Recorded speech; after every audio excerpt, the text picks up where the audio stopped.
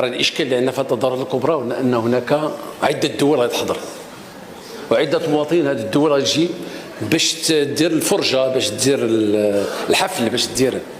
طبيعي جدا غتوقع لنا مشاكل، اما غادي يكون بعض العنف الصغير، اما عرفتي حيت تكون الكره كل شيء كيكون ممكن، العنف الصغير، الشاتم، السكر البين، بعض الاشياء اللي وتطرح لنا الاشكال.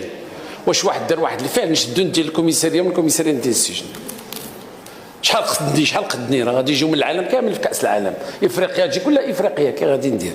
ناقشنا هذا الموضوع واتصلنا ببعض الدول اللي انضمت كاس العالم وجلسنا معها وسافرت ليها وشفنا التجارب وقررنا ندير واحد القانون ينظم الوضعيه الجنائيه اثناء التظاهرات الدوليه، وغادي نجيب لكم هذا القانون البرلمان تناقشوه.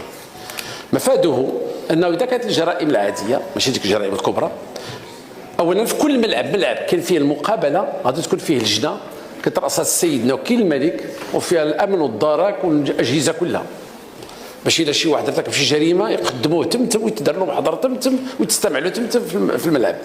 المساله الثانيه الاخرى نديروا له محضر ونقوموا بواحد الاجراء سميتو اجراء الابعاد، معناه نصيفطوا لبلادهم على المحضر ديالهم مش كيتحكم ليه، ما عندهم يدير عندنا في الكوميساريه ولا في السجن.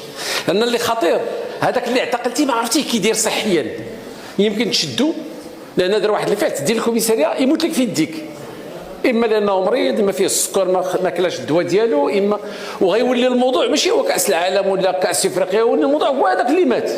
ونبداو كنسمعوا الهضره، قلنا لا خصنا هذا الشيء نضبطوه بواحد الشكل اللي ما نمسوش بشي واحد، وثانيا نعطوا الدول الناس ديالها، فمن حيث غادي نعتقلوا شي واحد غندير لهم محضر وغادي نسلموه لديك الدول الاخرى. الا كان بعض الجرائم التي فيها غير الغرامات يخلصها يمشي بحالته، انا ما عندي مشكل.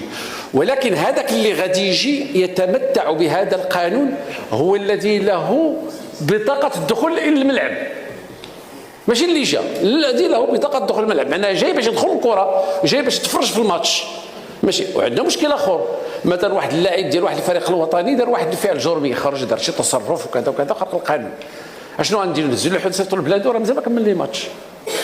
فهذا الشيء كله غادي ناخذوه بعين الاعتبار. حنا الان وجدنا واحد الورقه حتى التصور، الان غادي نوجدوا القانون وغنجيبوه لكم للبرلمان، وغادي يكون قانون خاص بهذه التظاهرات الدوليه باش تدوز الامور في احسن ما يمكن.